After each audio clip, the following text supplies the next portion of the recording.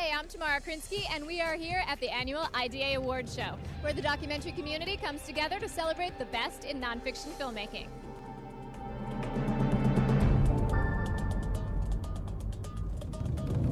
I'm Philip Glass, and I'm presenting the Lifetime Achievement Award to Errol Morris. And the two of you have been longtime collaborators. We began working when we were both young men in our 30s. He had made a few films before he worked with me, and I had made almost none before I worked with him. So we were learning the trade, so to speak, working with each other. And I think we liked each other, and we admired each other's work, and we had a heck of a good time. Over the 25 or 30 years, we've done 3 movies, which doesn't seem like a lot considering the length of time, but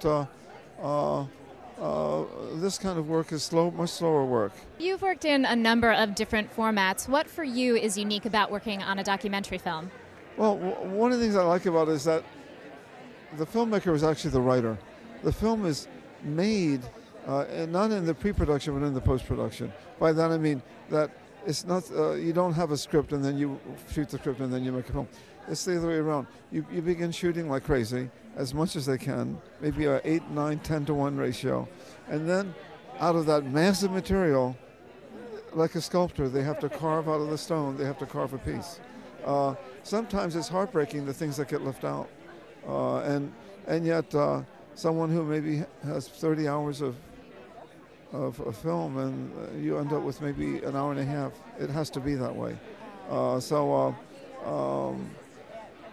It's an exciting.